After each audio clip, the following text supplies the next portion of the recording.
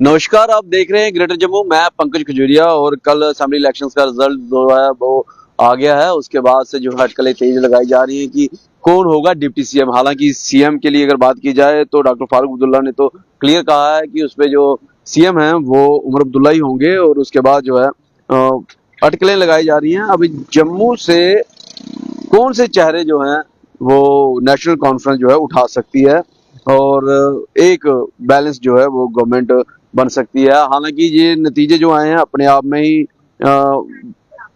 एक रिवाइवल नतीजे हैं। जिस प्रकार से मेजॉरिटी में जिसकी सरकार होगी उनको जो है वो जहाँ पे इतने नंबर और संख्या मिली है कि वह मेजॉरिटी में अपनी गवर्नमेंट बना सकते हैं। और वहीं असेंबली में क्योंकि डेमोक्रेसी में अपोजिशन का होना बड़ा जरूरी है। मजबूत अपोजिशन भाजपा जो है अगर असेंबली होती है तो भाजपा उसमें जो है मजबूत अपोजिशन का जो है एक बड़ा रोल अदा कर सकती है। तो ये अपने आप में ही बड़ा फैसला है कि जनता का कि जहां पे नेशनल कॉन्फ्रेंस को मेजॉरिटी में असेंबली में भेजा वही मजबूत अपोजिशन के तौर पे भाजपा को चुना।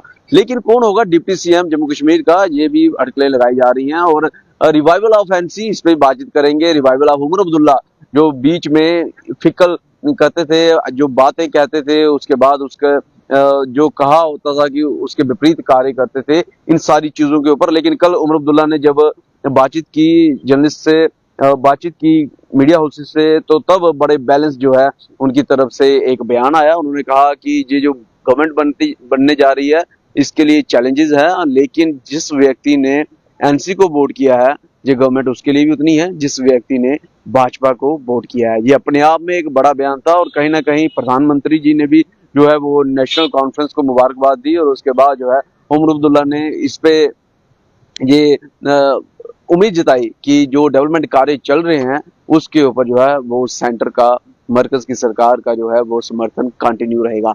हालांकि ये डिप्लोमेसी की भी बातें होती हैं, लेकिन उमर अब्दुल्ला का रिवाइवल, उमर अब्दुल्ला जो पहले कहते थे कि मैं इलेक्शन को कंटेस्ट नहीं करूंगा क्योंकि जम्मू कश्मीर स्टेट में जहां वो चीफ मिनिस्टर रहे, उस चीफ मिनिस्टर बनने के बावजूद भी जब वो यूटी बन दी गई तो अब वो इलेक्शन को कंटेस्ट नहीं करेंगे। हो सकता है जी उनका निजी बयान हो, लेकिन उसके बाद लोगों के प्रेशर में आके ऐसा उमर अब्दुल्ला ने कहा कि उनके साथियों ने, पार्टी वर्कर्स ने, लोगों ने कहा कि उनको इलेक्शन को कंटेस्ट करना चाहिए, तो वो कंटेस्ट किए और 2 सीटों पे जीत के आए।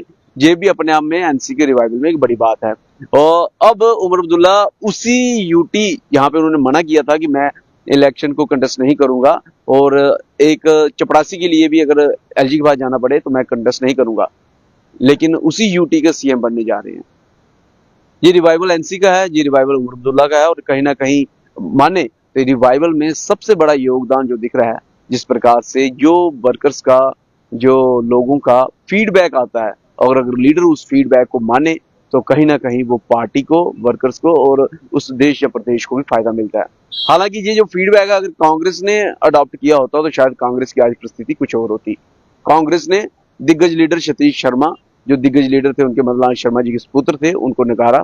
और बाद में डिप्टी सीएम जो उनके रह चुके हैं ताराचंद, उनको भी उस सीट से हारना पड़ा। बाकी भी जो है उनकी सीट से हारे और बहरहाल सतीश शर्मा जो है वो जीत के आ गए। अब सवाल ये आता है कि जब लोगों की बातों को सुन के नेशनल कॉन्फ्रेंस ने फैसले लिए, उमर अब्दुल्ला ने फैसले लिए और उसके नतीजे भी दिखे, तो क्या डिप्टी सीएम अभी कौन होगा? अटकलें इस पर लगाई जा रही है। सुरेंद्र चौधरी एक बड़ा चेहरा है जम्मू कश्मीर से, जम्मू संभाग से, जो नेशनल कॉन्फ्रेंस से जीते हैं। वही खबर आ रही है कि किश्तवाड़ से जो है प्यारे लाल जी जो इंडिपेंडेंट जीते हैं वो भी नेशनल कॉन्फ्रेंस को ज्वाइन कर सकते हैं।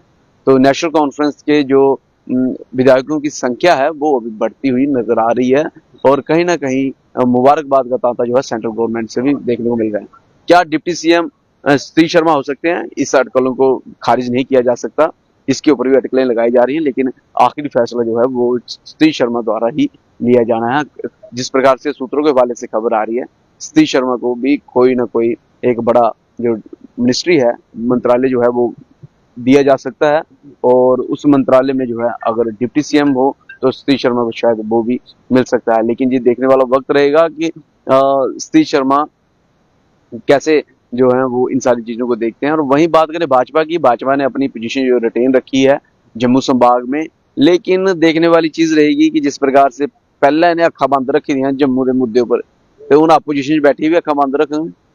जहाँ अभी भी जो जहाज जो दिल्ली से श्रीनगर डायरेक्ट जाता था और बड़े बड़े इवेंट्स जो है श्रीनगर में होते थे, जम्मू को फिर नजरअंदाज किया जाता था। अब जम्मू से वोट लिए हैं तो क्या इनको अभी जम्मू के लिए बात रखेंगे? ये बड़े जो चीजें हैं वो देखने वाली वक्त रहेगा। हालांकि इन बातों के लिए अभी क्या प्रोटेस्ट असेंबली में इन सारी चीजों में किस प्रकार से रोल अदा करते हैं, आने वाले एक दो दिनों में जो है चीजें स्पष्ट हो जाएंगी। गौरतलब है कि जो ओथ है वो परसों जहाँ सैटरडे को हो सकती है। जैसे ही इस बात की खबर मिलेगी आप तक साझा कर दी जाएगी। बहरहाल इस सारी डेवलपमेंट को आप कैसे देखते हैं? जहाँ मेजोरिटी में गवर्नमेंट बन रही है और एक मजबूत ऑपोजिशन बन रही है, और रिवाइवल ऑफ हैंसी जो है लोगों के बातों को सुन के, लीडरों के बातों को सुन के जिस प्रकार से रिवाइवल हुआ है, उमर अब्दुल्ला का रिवाइवल हुआ है। एक बात और, उमर अब्दुल्ला ने कल जो है 2014 की ट्वीट था, उस ट्वीट को जो है रीट्वीट किया, और इस ट्वीट के ऊपर जो है जो है वो लिखा था कि keep calm, I am back. तो वो भी कहीं ना कहीं इस बात को दर्शाता है कि हार्ड वर्क ही है। बहरहाल अपनी वैल्यू लाइक कमेंट सेक्शन में रखिए। देखते हैं जम्मू कैमरा पर्सन सिंह के साथ मैं पंकज।